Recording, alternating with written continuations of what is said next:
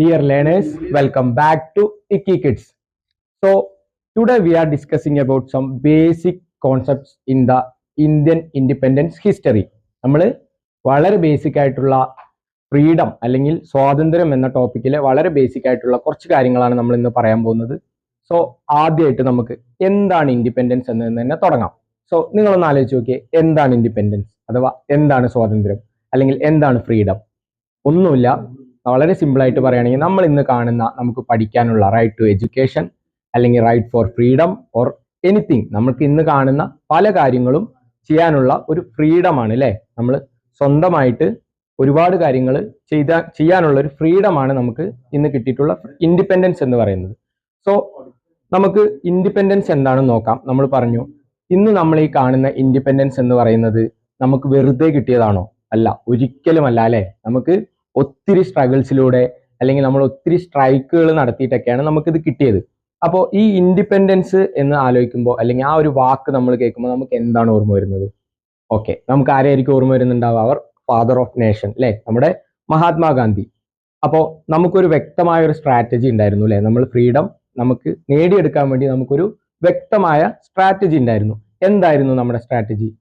ഒന്ന് ആലോചിച്ച് നോക്കിയേ. അഹിംസ, നിങ്ങൾ കേട്ടിട്ടുണ്ടോ? അഹിംസ എന്നൊരു വാക്ക് കേട്ടിട്ടുണ്ടോ?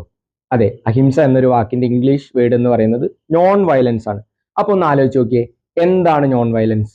അപ്പൊ നോക്കിയേ, നമ്മളെ ചിന്ത കൊണ്ടോ നമ്മുടെ പ്രവൃത്തി കൊണ്ടോ അല്ലെങ്കിൽ നമ്മൾ കാരണം മറ്റൊരാൾക്ക് ഒരു തരത്തിലുള്ള ഒരു ബുദ്ധിമുട്ട് ഉണ്ടാക്കാതെ ഉള്ള രീതിയാണ് നമ്മൾ അഹിംസ എന്ന് പറയുന്നത്. അപ്പൊ ഒന്ന് ആലോചിച്ച് നോക്കിയേ, എന്താണ് അഹിംസ?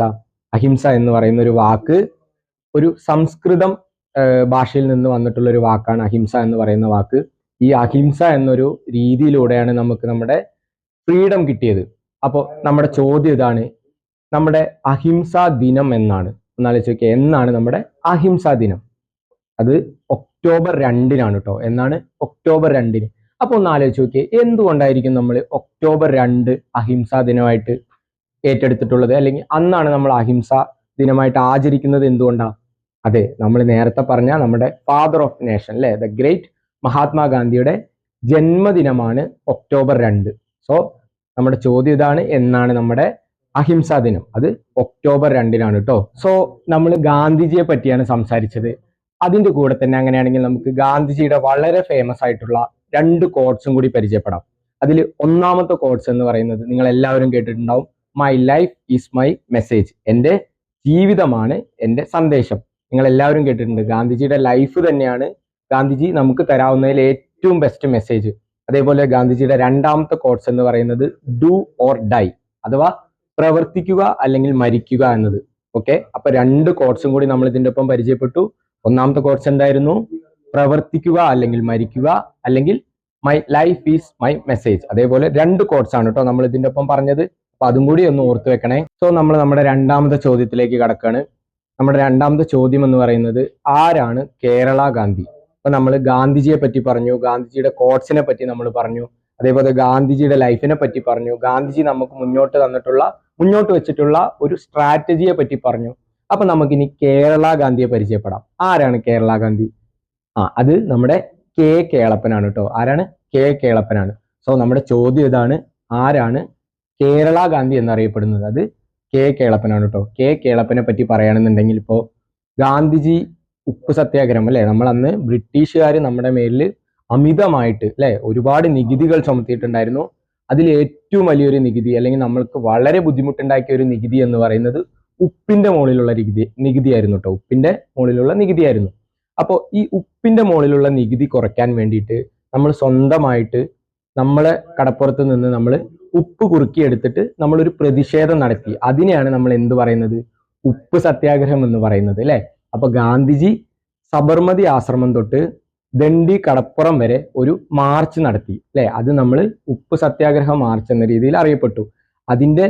അതിന്റെ പിന്മുറയായിട്ട് നമ്മുടെ കേരളത്തിൽ സമാനമായിട്ടുള്ളൊരു സമര രീതിയും കൂടി ഇവിടെ ഒരു മുന്നോട്ട് വെച്ചിട്ടുണ്ട്. അത് കോഴിക്കോട് മുതൽ പയ്യന്നൂർ വരേക്കാണ് നടത്തിയത്. അതിന്റെ ലീഡർ ആയിരുന്നു കെ കേളപ്പൻ. സോ ഗാന്ധിജി നടത്തിയ സമരങ്ങളെ സമാനമായ രീതിയിൽ നമ്മുടെ കെ കേളപ്പൻ എന്ന് പറയുന്ന വ്യക്തി കേരളത്തിൽ നടപ്പിലാക്കി.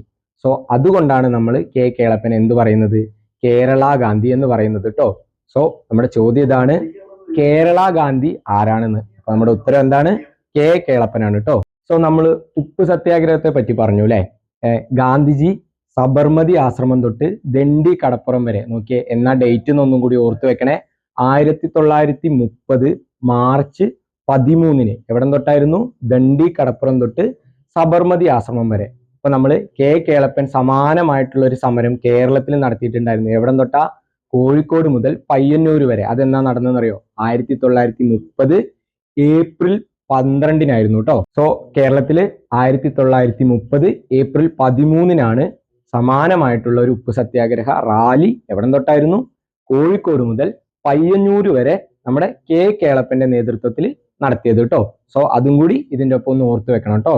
സോ നമ്മൾ കേരള ഗാന്ധിയെ പരിചയപ്പെട്ടു. ഇതുപോലെ നമുക്കൊരു അതിർത്തി ഗാന്ധി ഉണ്ട്.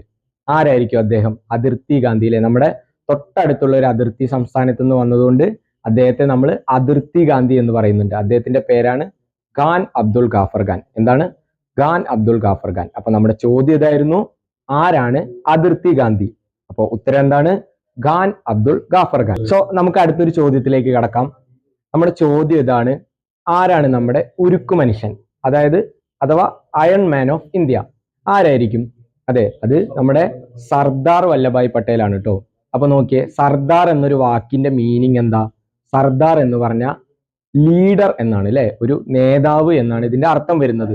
സോ ഗുജറാത്ത് എന്ന സംസ്ഥാനം നമുക്കറിയാം. ഗുജറാത്തിലെ കർഷകരെ സംഘടിപ്പിച്ചുകൊണ്ട് ഒത്തിരി സമരങ്ങൾ ഈ സർദാർ വല്ലഭായ് പട്ടേൽ നടത്തിയിട്ടുണ്ട്. അദ്ദേഹത്തിന്റെ സമര രീതികൾ അല്ലെങ്കിൽ സമരങ്ങൾ എന്ന് പറയുന്നത് വളരെ മാതൃകാപരമായിരുന്നു. നമ്മൾ തുടക്കത്തിൽ പറഞ്ഞ പോലെ തന്നെ ഗാന്ധിജിയുടെ അഹിംസ എന്നൊരാശയത്തിൽ ഊന്നിയിട്ട് തന്നെയായിരുന്നു ഈ സർദാർ വല്ലഭായ് പട്ടേലിന്റെ സമരങ്ങൾ. അപ്പോൾ നമ്മുടെ ചോദ്യം എന്തായിരുന്നു? ആരാണ് നമ്മുടെ അയൺമാൻ അഥവാ ഉരുക്കു മനുഷ്യൻ? അതിന്റെ ഉത്തരം എന്താ? സർദാർ വല്ലഭായ് പട്ടേൽ ആണ് കേട്ടോ. സോ ഇതും കൂടി ഒന്ന് ഓർത്തു വെക്കണം. സോ നമുക്ക് അടുത്തൊരു ചോദ്യത്തിലേക്ക് കടക്കാം. നമ്മുടെ ചോദ്യം ഇതാണ്, വരിക വരിക സഹചരെ. നിങ്ങൾ എല്ലാവരും കേട്ടിട്ടുണ്ടാവും, നമ്മൾ അസംബ്ലിയിലും അതേപോലെ നമ്മുടെ സ്കൂളിന്റെ പല സമയങ്ങളിലും നമ്മൾ കേട്ടിട്ടുള്ള ഒരു ഗാനമാണ് എന്ത്? വരിക വരിക സഹചരെ. ഇപ്പൊ നമ്മള് ഉപ്പ് സത്യാഗ്രഹം, കെ കേളപ്പൻ എന്നൊക്കെ നമ്മൾ പറഞ്ഞില്ലേ. അപ്പൊ ഈ ഉപ്പ് സത്യാഗ്രഹം റാലിയിൽ പാടിയിരുന്ന ഒരു പാട്ട് കൂടിയാണ് എന്ത്? വരിക വരിക സഹചരെ. അപ്പോൾ ഈ വരിക വരിക സഹചരെ എന്ന് പറയുന്ന ഈ ഗാനം രചിച്ചതാരാ? അതാണ് നമ്മുടെ ചോദ്യം കേട്ടോ. വരിക വരിക സഹചരെ എന്ന ഗാനം രചിച്ചതാരാണ്? ആരായിരിക്കും? അത് നമ്മുടെ അംശി നാരായണ പിള്ളയാണ് കേട്ടോ. ആരാണ്? അംശി നാരായണ പിള്ള. അപ്പൊ അദ്ദേഹം അറിയപ്പെടുന്ന ഒരു കവിയായിരുന്നു, പത്രപ്രവർത്തകനായിരുന്നു, അതേപോലെ തന്നെ സ്വാതന്ത്ര്യ സമര സേനാനിയും കൂടിയായിരുന്നു. അപ്പോൾ ആരാണ് അംശി നാരായണ പിള്ള? വളരെ ഫേമസ് ആയിട്ടുള്ള ഒരു കവിയാണ്, അറിയപ്പെടുന്ന ഒരു പത്രപ്രവർത്തകനാണ്, അതേപോലെ തന്നെ ഒരു സ്വാതന്ത്ര്യ സമര സേനാനിയും കൂടിയായിരുന്നു കേട്ടോ. സോ അതും കൂടി ഒന്ന് ഓർത്തു വെക്കണം. നമ്മുടെ ചോദ്യം എന്തായിരുന്നു? വരിക വരിക സഹചര്യ എന്ന ഗാനം രചിച്ചത് ആരാണ്? അത് എന്താണ് നമ്മൾ ഉത്തരം? അത് അംശി നാരായണ പിള്ളയാണ് കേട്ടോ. സോ അപ്പൊ അതും കൂടി ഒന്ന് ഓർത്തു വെക്കണേ. സോ നമ്മൾ ഇന്ന് പറഞ്ഞിട്ടുള്ള കാര്യങ്ങൾ നമുക്ക് വളരെ പെട്ടെന്ന് ഒന്ന് കൺക്ലൂഡ് ചെയ്യാം കേട്ടോ. സോ നമ്മൾ തുടക്കത്തിൽ പറഞ്ഞത് അഹിംസ എന്ന വാക്കാണ്. അഹിംസയുടെ അർത്ഥം എന്താണെന്ന് പറഞ്ഞു, അല്ലെങ്കിൽ അഹിംസയുടെ ഇംഗ്ലീഷ് വേർഡ് എന്താണെന്ന് പറഞ്ഞു. അഹിംസ എന്ന ആശയം നമ്മളുടെ മുന്നിലേക്ക് കൊണ്ടുവന്നത് ആരാണെന്ന് നമ്മൾ പറഞ്ഞു. അതേപോലെ തന്നെ അഹിംസ ദിനം അല്ലെ, അന്താരാഷ്ട്ര അഹിംസാ ദിനം അല്ലെങ്കിൽ ഇന്റർനാഷണൽ നോൺ വയലൻസ് ഡേ എന്നാണെന്ന് നമ്മൾ പറഞ്ഞു. ഒക്ടോബർ 2 അത് എങ്ങനെയാ വന്നത് എന്ന് പറഞ്ഞു. എങ്ങനെയായിരുന്നു? ഗാന്ധിജിയുടെ ജന്മദിനം അല്ലെ. ഗാന്ധിജി എന്നാ ജനിച്ചത്? 1869 ഒക്ടോബർ 2 അല്ലെ. അപ്പോ ഗാന്ധിജിയുടെ സമരമുറയെ നമ്മൾ ബഹുമാനിക്കുന്നതും അതേപോലെ ഗാന്ധിജിയെ സ്മരിക്കുന്നതിന്റെയും ഭാഗമായിട്ടാണ് നമ്മൾ ഒക്ടോബർ 2 നോൺ വയലൻസ് ഡേ ആയിട്ട് അല്ലെങ്കിൽ അഹിംസാ ദിനമായിട്ട് നമ്മൾ കൊണ്ടാടുന്നത് കേട്ടോ. സോ പിന്നെ നമ്മൾ പറഞ്ഞത് ആരെയാ? കെ കേളപ്പൻ അല്ലെ. ആരാ? നമ്മുടെ കേരള ഗാന്ധി അല്ലെ. അദ്ദേഹത്തെ പറ്റി നമ്മൾ പറഞ്ഞു. അദ്ദേഹത്തിന്റെ ഉപ്പ് സത്യാഗ്രഹം പറഞ്ഞു. ഒപ്പം ഗാന്ധിജിയുടെ ഉപ്പ് സത്യാഗ്രഹം എവിടെ മുതൽ എവിടം വരെയാണെന്ന് പറഞ്ഞു. അതേപോലെ തന്നെ കേരളത്തിൽ അത് കോഴിക്കോട് മുതൽ പയ്യന്നൂർ വരെയാണെന്ന് പറഞ്ഞു. അതിന്റെ നേതാവ് ആരായിരുന്നു? കെ കേളപ്പനാണെന്നും നമ്മൾ പറഞ്ഞു. പിന്നെ നമ്മൾ പറഞ്ഞത് ആരാ? അതിർത്തി ഗാന്ധി. ആരാ അതിർത്തി ഗാന്ധി? ഖാൻ അബ്ദുൾ ഗാഫർ ഖാൻ ആണ് അല്ലെ. അപ്പോൾ നമ്മുടെ അതിർത്തി സംസ്ഥാനങ്ങളിൽ നിന്ന് വരുന്ന ഒരാളായതുകൊണ്ട് അദ്ദേഹത്തെ നമ്മൾ അതിർത്തി ഗാന്ധി എന്ന് പറയുന്നു. അദ്ദേഹത്തിന്റെ പേരെന്തായിരുന്നു? ഖാൻ അബ്ദുൾ ഗാഫർ ഖാൻ ആയിരുന്നു കേട്ടോ. സോ പിന്നെ നമ്മൾ പറഞ്ഞത് എന്താ? നമ്മുടെ അയൺ മാൻ ഓഫ് ഇന്ത്യ അഥവാ നമ്മുടെ ഉരുക്കു മനുഷ്യൻ ആരായിരുന്നു? സർദാർ വല്ലഭായ് പട്ടേലാണ്. അപ്പൊ സർദാർ എന്ന വാക്കിന്റെ അർത്ഥം എന്താണെന്ന് നമ്മൾ പറഞ്ഞു? ലീഡർ എന്നാണ് അല്ലെ. സോ പിന്നെ നമ്മൾ എന്താണ് പറഞ്ഞത്? ഗാന്ധിജിയുടെ വളരെ ഫേമസ് ആയിട്ടുള്ള 2 കോട്ട്സും നമ്മൾ ഇതിന്റെ ഒപ്പം പറഞ്ഞു. ഏതൊക്കെയായിരുന്നു? ഒന്ന്, പ്രവർത്തിക്കുക അല്ലെങ്കിൽ മരിക്കുക, ഡു ഓർ ഡൈ, അല്ലെങ്കിൽ എൻ്റെ ജീവിതമാണ് എൻ്റെ സന്ദേശം അഥവാ my life is my message. So ഇത്രയും കാര്യങ്ങളാണ് നമ്മൾ ഇന്ന് പഠിച്ചത്. അപ്പൊ ഇതും കൂടി ഒന്ന് ഓർത്തു വെക്കണം കേട്ടോ.